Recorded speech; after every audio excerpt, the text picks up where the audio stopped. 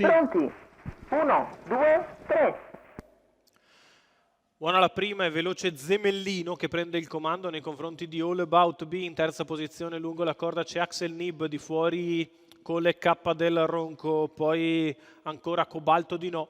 Sulla prima curva Zemellino è in vantaggio, All About B nella sua scia. Axel Nib terzo alla corda con di fuori Cole K del Ronco, 15,5 per i primi 200 di gara. Con Zemellino che viene al passaggio sotto alle tribune in evidenza, All About B che lo segue, poi Axel Nib, di fuori rimasto Cole K del Ronco che si trascina Ellero dell'Alba, Can dei Greppi e Etereo Jet. 38 per i primi 400 di gara, con Zemellino che continua a guidare nei confronti di All About B, di fuori sempre Cole K del Ronco, allo steccato Axel Nib. 600 metri iniziali in 47,2, la mossa da parte di Can dei Greppi dalla penultima posizione, il parziale di Can dei Greppi che va sulla testa della corsa, prova a sorprendere gli avversari. Antonio Di Nardo passa dopo un giro con Can dei Greppi.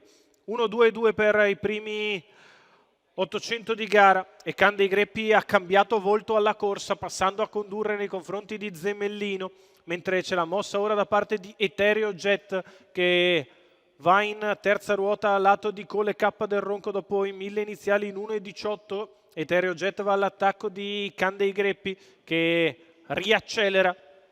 Poi Cole K del Ronco, All About B chiuso in corda da Ellero, poi ancora dell'Alba e il Jet alla retroguardia. Si va sulla curva di destra con Etereo Jet che sembra potersi parcheggiare in scia. Can dei Greppi, visto che Zemellino non tiene il contatto, cerca la destra libera. All About B che sembra trovarla per andare in scia. Cole K del Ronco a 600 dal palo. Can dei Greppi è in vantaggio, Etereo Jet ritorna a destra.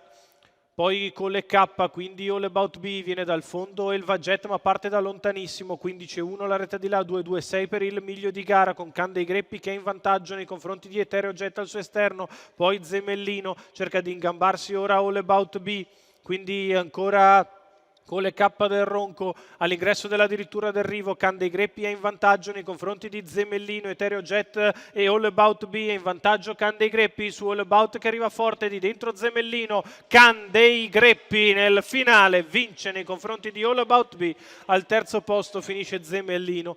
1:16,6 il doppio chilometro di Can dei Greppi, vale meno per lei che partiva da -20. Antonio Di Nardo con la mossa vincente di andare a sfondare dopo 800 metri Enrico Stefani al training, i colori della scuderia Nitto per la 7 anni da Pascià dei Greppi, che vince su All About B e Zemellino.